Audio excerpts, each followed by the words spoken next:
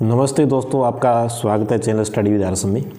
आज पंचायती राज चुनाव होने वाले हैं, आपको पता है, जिसके आम चुनाव 2026 में पंच और सरपंच के निर्वाचन संबंधी और मतगणना संबंधित इसमें आदेश राज्य निर्वाचन विभाग ने जारी कर दिए। चूँकि आपको पता है कि राज्य में स्थानीय निकाय के चुनाव जो कराया जाता है वो राज्य निर्वाचन आयोग द्वारा कराया जाता है, तो इसमें इन्होंने मतपेटियां से करवाने का निर्णय लिया गया है। यानी पंच और सरपंच का जो चुनाव होगा वो आपका मतपेटियों से होने वाला है।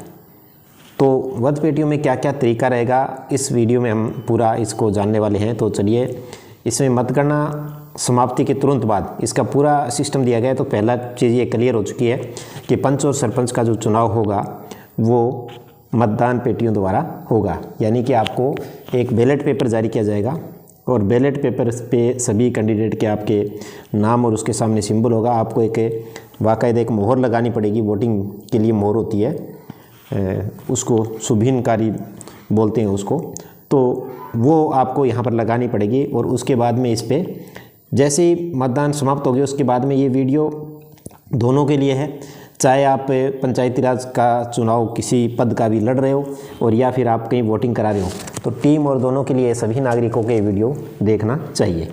तो सबसे पहले मतगणना समाप्ति के बाद में जो ग्राम पंचायत मुख्यालय पर ही इसके चुनाव मतलब मतगणना होगी और मतगणना रिटर्निंग अधिकारी के देख रेख में की जाएगी। आरओ होगा, जैसे हमेशा की तरह पहले होते थे उसी प्रकार से एक आरओ होगा और वो आरओ क्या करेगा, चुनाव की मतगणना करवाएगा। ठीक है, जिसमें पंच और सरपंच के लिए होगा। तो इसमें आपको पता है कि गुलाबी जो पेपर होगा बैलेट पेपर वो होगा आपका पंच के लिए और सफ़ेद होगा वो पेपर होगा सरपंच के लिए। तो ये ध्यान देने वाली बात है। ठीक है, हाँ दोस्तों, तो मैं आपको बता देता हूँ कि इस प्रकार के सारे पंचायती राज के वीडियो अगर आप पाना चाहते हो, सही जानकारी अगर आप चाहते हो, अधिकृत जानकारी, तो हमारे चैनल को सब्सक्राइब कीजिए ताकि हर प्रकार की वीडियो आपको मिले। वीडियो अच्छा लगे लाइक करें और शेयर सब तक कीजिए ताकि सब लोग हर जानकारी रख सके। तो सबसे पहला पॉइंट ये है कि सभी बूथ पे मतदान दल कार्मिक उपलब्ध होंगे और रिटर्निंग अधिकारी 2 दल बनाएगा मतगणना के लिए। प्रथम दल के लिए सरपंच का होने वाली मतगणना का कार्य आवंटित किया जाएगा और दूसरे दल के लिए पंच का। यानी दोनों के जो मतगणना होंगी वो इक्विवेलेंट चलेगी। एक दल तो क्या करेगा, सरपंच का करेगा और दूसरा दल क्या करेगा, पंच का करेगा। ठीक है, दोनों की मतगणना इक्विवेलेंट चलेगी। फिर उसके बाद में इसमें दिया गया है कि सरपंच पद के लिए मतगणना प्रारंभ होने से पूर्व ये सुनिश्चित करना है कि सभी पेटियाँ आ चुकी हैं। यानी कि अलग अलग मतदान बूथ होंगे तो वहाँ पर पेटियाँ आपके आनी जरूरी है।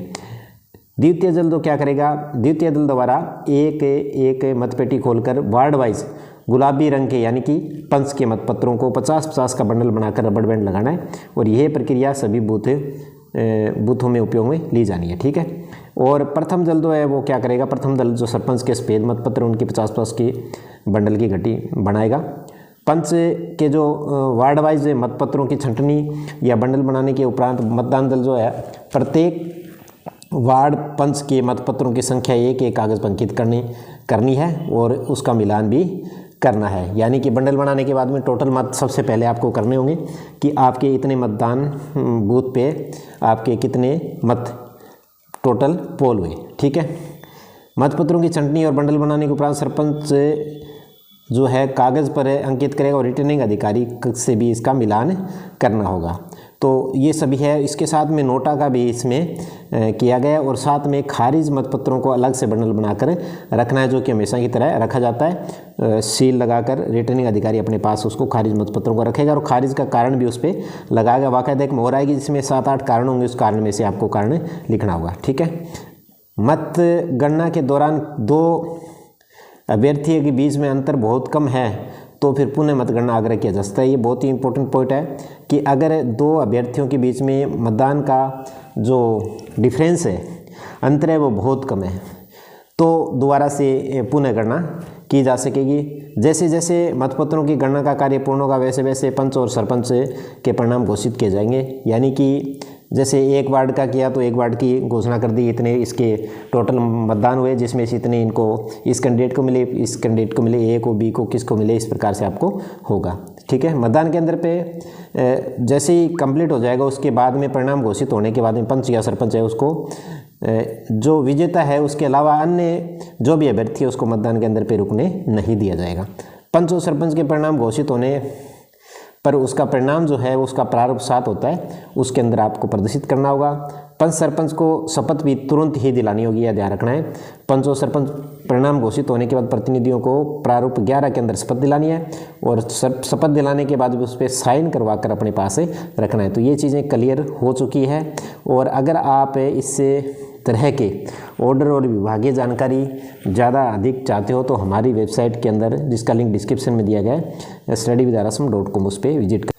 तो दोस्तों इस पे studywithrasam.com, इस पे आप आके और यहाँ से विजिट करके आप जो है जानकारी ले सकते हो, जिस पे पंचायती राज से संबंधित सभी ऑर्डर्स और यहाँ पर आपको मिल जाते हैं सभी ऑर्डर्स। जितने भी पंचायती राज विभाग के ऑर्डर होंगे जो आपके लिए अधिकृत ऑर्डर, ऑफिशियल ऑर्डर, वो यहाँ मिल जाएंगे।